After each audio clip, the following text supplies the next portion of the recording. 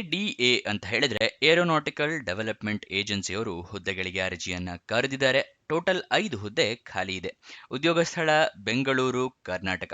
ಯಾವ್ಯಾವ ಹುದ್ದೆ ಅಂತ ನೋಡೋದಾದ್ರೆ project scientist E, project scientist D, project scientist C ಹುದ್ದೆಗಳು ಖಾಲಿ ಇದೆ.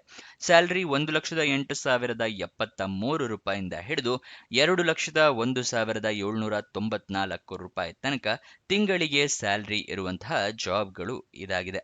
ಯಾವ್ಯಾವ ಹುದ್ದೆ ಎಷ್ಟೆಷ್ಟು ಖಾಲಿ ಇದೆ ಅಂತ ತಿಳ್ಕೊಳ್ಳೋಣ. ಪ್ರಾಜೆಕ್ಟ್ ಸೈಂಟಿಸ್ಟ್ ಇ ಹುದ್ದೆ 1 ಖಾಲಿ ಇದೆ. ಪ್ರಾಜೆಕ್ಟ್ ಸೈಂಟಿಸ್ಟ್ ಡಿ ಹುದ್ದೆ 2 ಖಾಲಿ ಇದೆ. ಪ್ರಾಜೆಕ್ಟ್ ಸೈಂಟಿಸ್ಟ್ ಸಿ ಹುದ್ದೆ 2 ಖಾಲಿ ಇದೆ. ಟೋಟಲ್ 5 ಹುದ್ದೆಗಳು. ನೆಕ್ಸ್ಟ್ ಇದರ ವಯೋಮಿತಿಯನ್ನ ತಿಳ್ಕೊಳ್ಳೋದಾದ್ರೆ ಮ್ಯಾಕ್ಸಿಮಮ್ ಏಜ್ ಲಿಮಿಟ್ ನ ಹೇಳ್ತಾ ಇದ್ದೀನಿ. ಎಲ್ಲದಕ್ಕೂ ಕೂಡ ಮಿನಿಮಮ್ 18 ಇರುತ್ತೆ. ಒಂದ್ಸಲ ನೋಟಿಫಿಕೇಶನ್ ನ ಓದ್ಕೊಳ್ಳಿ. ಪ್ರಾಜೆಕ್ಟ್ ಸೈಂಟಿಸ್ಟ್ ಈ ಹುದ್ದೆಗೆ ಮ್ಯಾಕ್ಸಿಮಮ್ 50 ವರ್ಷದವರು ಅರ್ಜಿ ಹಾಕೋಬಹುದು. ಅದಕ್ಕಿಂತ ಕಮ್ಮಿ ಇರೋರು ಕೂಡ ಹಾಕೋಬಹುದು. ಪ್ರಾಜೆಕ್ಟ್ ಸೈಂಟಿಸ್ಟ್ ಡಿ ಹುದ್ದೆಗೆ ಮ್ಯಾಕ್ಸಿಮಮ್ 45 ವರ್ಷದವರು ಅರ್ಜಿ ಹಾಕೋಬಹುದು. ಪ್ರಾಜೆಕ್ಟ್ ಸೈಂಟಿಸ್ಟ್ ಸಿ ಹುದ್ದೆಗೆ ಮ್ಯಾಕ್ಸಿಮಮ್ 40 ವರ್ಷದವರು ಅರ್ಜಿಯನ್ನ ಹಾಕೋಬಹುದು. ಇದಿಷ್ಟು ವಯೋಮಿತಿಯ ಡೀಟೇಲ್ಸ್. ವಯೋಮಿತಿ ಸಡಿಲಿಕೆಯನ್ನ ಕೊಟ್ಟಿರೋದಿಲ್ಲ, ಯಾಕೆಂದ್ರೆ ಆಲ್ರೆಡಿ ಅವರು ವಯೋಮಿತಿಯನ್ನ ಜಾಸ್ತಿ ಇಟ್ಟಿದ್ದಾರೆ, ಗರಿಷ್ಠ ಮಿತಿಯನ್ನ, ಅದಕ್ಕೋಸ್ಕರ.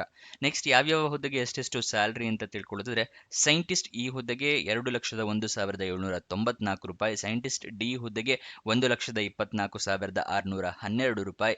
ಸೈಂಟಿಸ್ಟ್ ಸಿ ಹುದ್ದೆಗೆ 1,08,073 ರೂಪಾಯಿ ಸ್ಯಾಲರಿ ಇರುತ್ತೆ.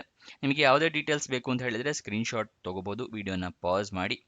ನೆಕ್ಸ್ಟ್ ಅರ್ಜಿ ಶುಲ್ಕವನ್ನು ತಿಳ್ಕೊಳ್ಳೋದಾದ್ರೆ ಯಾವುದೇ ರೀತಿಯ ಅರ್ಜಿ ಶುಲ್ಕ ಕೂಡ ಇರೋದಿಲ್ಲ. ಉಚಿತವಾಗಿ ನೀವು ಅರ್ಜಿಯನ್ನ ಹಾಕೋಬಹುದು. ಯಾವುದೇ ₹1 ಕೂಡ ಕೊಡೋ ಅಗತ್ಯ ಇರೋದಿಲ್ಲ. ಸೆಲೆಕ್ಷನ್ ಪ್ರೋಸೆಸ್ನ ತಿಳ್ಕೊಳ್ಳೋದಾದ್ರೆ ನಿಮ್ಮ ಅಪ್ಲಿಕೇಶನ್ ಹಾಕಿರ್ತೀರಲ್ಲ ಅದನ್ನ ಮೆರಿಟ್ ಲಿಸ್ಟ್ ಪ್ರಕಾರ ಸೆಲೆಕ್ಟ್ ಮಾಡ್ತಾರೆ. ಅದಾದ ನಂತರ ನಿಮ್ಮನ್ನ ಪರ್ಸನಲ್ ಇಂಟರ್ವ್ಯೂ ಅಂದ್ರೆ ಸಂದರ್ಶನಕ್ಕೆ ಕರೀತಾರೆ. ಇದಿಷ್ಟು ಸೆಲೆಕ್ಷನ್ ಪ್ರೋಸೆಸ್ನ ವಿವರ ಆಗಿರುತ್ತೆ. ನೆಕ್ಸ್ಟ್ ನೀವು ಅರ್ಜಿಯನ್ನ ಹೇಗೆ ಹಾಕೋಬೇಕು ಅಂತ ಹೇಳಿದ್ರೆ ನೀವು ಆನ್ಲೈನ್ ಮುಖಾಂತರ ಅರ್ಜಿಯನ್ನ ಹಾಕೋಬೇಕಾಗುತ್ತೆ. ಆನ್ಲೈನ್ ಮುಖಾಂತರ ಅರ್ಜಿ ಹಾಕೊಳ್ಳೋಕ್ಕೂ ಮುಂಚೆ ನೋಟಿಫಿಕೇಶನ್ನ ಸಂಪೂರ್ಣವಾಗಿ ಓದ್ಕೊಳ್ಳಿ. ಏನೇನು ಎಲಿಜಿಬಿಲಿಟಿ ಕ್ರೈಟೀರಿಯಾ ಇದೆ ಅಂತ ಹೇಳಿ ತಿಳ್ಕೊಂಡ ನಂತರ ಅರ್ಜಿಯನ್ನ ಹಾಕೊಳ್ಳಿ. ಗೊತ್ತಾಯ್ತಲ್ವಾ? ನೆಕ್ಸ್ಟ್ ನಿಮ್ಮ ಅರ್ಜಿಯಲ್ಲಿ ಇಮೇಲ್ ಐಡಿ ಮತ್ತೆ ಮೊಬೈಲ್ ನಂಬರ್ನ ಕರೆಕ್ಟ್ ಆಗಿ ಮೆನ್ಷನ್ ಮಾಡಿ. ನಿಮ್ಗೆ ಏನಾದರೂ ಜಾಬ್ ಸಿಕ್ಕರೆ ಇಮೇಲ್ ಅಥವಾ SMS ಮುಖಾಂತರ ಅವರು ತಿಳಿಸ್ಕೊಡ್ತಾರೆ. ನೆಕ್ಸ್ಟ್ ಏನೇನು ಡಾಕ್ಯುಮೆಂಟ್ಸ್ ರೆಡಿ ಇಟ್ಕೋಬೇಕು ಅಂತ ಹೇಳ್ತಾ ಇದ್ದೀನಿ. ಮೊದಲನೇದಾಗಿ ID ಪ್ರೂಫ್ ಬೇಕಾಗುತ್ತೆ. ಆಧಾರ್ ಕಾರ್ಡ್, ವೋಟರ್ ID ಅಥವಾ ಪಾನ್ ಕಾರ್ಡ್. ಏಜ್ ಪ್ರೂಫ್ಗೆ SLC ಮಾರ್ಕ್ಸ್ ಕಾರ್ಡು ಮತ್ತೆ ಎಜುಕೇಶನ್ ಕ್ವಾಲಿಫಿಕೇಶನ್ಗೆ ಮಾರ್ಕ್ಸ್ ಕಾರ್ಡು, ಸರ್ಟಿಫಿಕೇಟ್ಸು ಇಟ್ಕೊಂಡಿರಿ.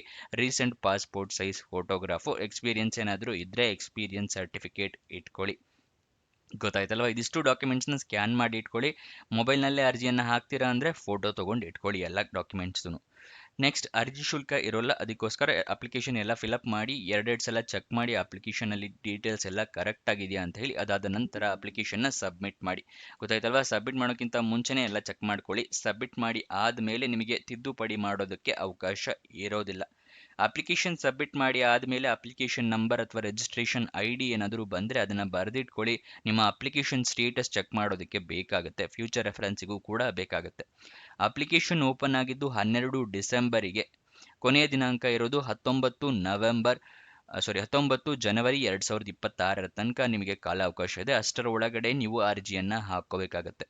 ಇವಾಗ ಅಫಿಷಿಯಲ್ ನೋಟಿಫಿಕೇಶನ್ ಡೌನ್ಲೋಡ್ ಮಾಡೋದು ತಿಳಿಸ್ಕೊಡ್ತಾ ಇದ್ದೀನಿ. ಡಿಸ್ಕ್ರಿಪ್ಷನ್ ಮತ್ತೆ ಕಮೆಂಟ್ ಬಾಕ್ಸ್ನಲ್ಲಿ 2ನೇ ಲಿಂಕ್ನ ಕ್ಲಿಕ್ ಮಾಡಿದ್ರೆ ಈ aeronautical development agency job details open ಆಗುತ್ತೆ.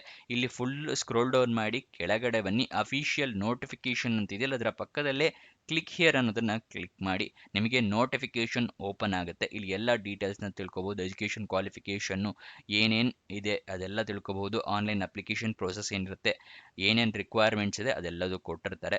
ಅದೆಲ್ಲದನ್ನು ಸಂಪೂರ್ಣವಾಗಿ ಓದ್ಕೊಳ್ಳಿ. ಅದಾದ ನಂತರ ಅಪ್ಲಿಕೇಶನ್ನ ಹಾಕ್ಕೊಳ್ಳಿ. ಗೊತ್ತಾಯ್ತಲ್ವಾ? ನೆಕ್ಸ್ಟ್ ಅದರ ಕೆಳಗಡೆನೆ ಅಪ್ಲೈ ಆನ್ಲೈನ್ ಅಂತಿದೆಯಲ್ಲ ಅದರ ಪಕ್ಕದಲ್ಲೇ ಕ್ಲಿಕ್ ಇರೋದನ್ನ ಕ್ಲಿಕ್ ಮಾಡಿದ್ರೆ ನಿಮಗೆ ಅಪ್ಲಿಕೇಶನ್ ಓಪನ್ ಆಗುತ್ತೆ. ಅಲ್ಲಿಂದ ನೀವು ಅಪ್ಲೈ ಮಾಡಬಹುದು. Next official website address ada.gov.in. ಇದು ಅಫಿಷಿಯಲ್ ವೆಬ್ಸೈಟ್ನ ಅಡ್ರೆಸ್. ಅಲ್ಲಿಂದ ಕೂಡ ನೀವು ಜಾಬ್ ಡೀಟೇಲ್ಸ್ ತಿಳ್ಕೊಬಹುದು. ಅಲ್ಲಿಂದ ಕೂಡ ನೀವು ನೋಟಿಫಿಕೇಶನ್ನ ಕೂಡ ಡೌನ್ಲೋಡ್ ಮಾಡ್ಕೋಬಹುದು. ನೆಕ್ಸ್ಟ್ ಇದರ ಎಜುಕೇಷನ್ ಕ್ವಾಲಿಫಿಕೇಷನ್ನ ತಿಳಿಸ್ಕೊಡ್ತೀನಿ. ಅದಕ್ಕಿಂತ ಮುಂಚೆ ನಿಮಗೆ ಗೊತ್ತಿಲ್ಲ ಯಾವ ವೆಬ್ಸೈಟಿಂದ ಜಾಬ್ ಡೀಟೇಲ್ಸ್ ತಿಳಿಸ್ಕೊಡ್ತೀವಿ ಅಂತ ಹೇಳಿದ್ರೆ ನಮ್ಮದೇ ವೆಬ್ಸೈಟು ನಿಮಗೋಸ್ಕರ ಕ್ರಿಯೇಟ್ ಮಾಡಿದ್ದೀವಿ. prgovernmentjobs.com ಅಂತ ಹೇಳಿ. ಇದರ ಲಿಂಕು ಮೊದಲನೇದೇ ಲಿಂಕ್ ಕೊಟ್ಟಿದ್ದೀವಿ ಡಿಸ್ಕ್ರಿಪ್ಷನ್ ಮತ್ತು ಕಮೆಂಟ್ ಬಾಕ್ಸ್ನಲ್ಲಿ. prgovtjobs.com ಅಂತ ಹೇಳಿ ಅದನ್ನು ಕ್ಲಿಕ್ ಮಾಡಿ 10th 12th degree jobs, central government jobs, Karnataka jobs, ಈ ಥರ ಹಲವಾರು ಜಾಬ್ಸ್ ಇದೆ. ಯಾವ್ದು ನಿಮಗೆ ಸೂಟಬಲ್ ಆಗುತ್ತೆ ಅದನ್ನು ಅಪ್ಲೈ ಮಾಡಿ. ಗೊತ್ತಾಯ್ತಲ್ವಾ? ಅದನ್ನು ಸದುಪಯೋಗ ಪಡಿಸ್ಕೊಳ್ಳಿ ಲಿಂಕ್ನ. ನೆಕ್ಸ್ಟು ನೀವು ನಮ್ಮ ವಾಟ್ಸಪ್ ಮತ್ತು ಟೆಲಿಗ್ರಾಮ್ ಚಾನಲ್ನ ಜಾಯ್ನ್ ಆಗಿಲ್ಲ ಅಂದರೆ ಅದರ ಲಿಂಕ್ ಕೂಡ ಡಿಸ್ಕ್ರಿಪ್ಷನಲ್ಲೇ ಇದೆ, ಮತ್ತು ಈ ವೆಬ್ಸೈಟ್ನಲ್ಲೂ ಕೂಡ ಈ ರೀತಿ ಬಟನ್ಸ್ ಇದೆ. ಆದಷ್ಟು ಬೇಗ ಜಾಯ್ನ್ ಆಗಿ, ಪ್ರತಿದಿನವೂ ನಿಮಗೆ ಜಾಬ್ ಲಿಂಕ್ಸ್ ಕೊಡ್ತಾನೆ ಇರ್ತೀವಿ ವಾಟ್ಸಪ್ ಮತ್ತು ಟೆಲಿಗ್ರಾಮ್ನಲ್ಲಿ. ಅದನ್ನು ಕೂಡ ಜಾಯ್ನ್ ಆಗೋದು ಮರಿಬೇಡಿ. ನೆಕ್ಸ್ಟ್ ಡೀಟೇಲ್ಸ್ನ ತಿಳ್ಕೊಳ್ಳೋದಾದ್ರೆ ಎಜುಕೇಷನ್ ಕ್ವಾಲಿಫಿಕೇಷನ್ BE ಅಥವಾ BTech ಆಗಿರಬೇಕಾಗತ್ತೆ ಎಜುಕೇಷನ್ ಕ್ವಾಲಿಫಿಕೇಷನ್. ಅಂಥವರು ಅರ್ಜಿಯನ್ನು ಹಾಕ್ಕೋಬಹುದು. ಇದಿಷ್ಟು ಈ ಜಾಬ್ನ ವಿವರ. ನಿಮಗೇನೇ ಡೌಟ್ಸ್ ಅಥವಾ ಕ್ವಶನ್ಸ್ ಇದ್ದರೆ ಕಮೆಂಟ್ ಬಾಕ್ಸ್ನಲ್ಲಿ ಕಮೆಂಟ್ ಮಾಡಿ, ನಾವು ಉತ್ತರ ಕೊಡೋದಕ್ಕೆ ಪ್ರಯತ್ನ ಮಾಡ್ತೀವಿ.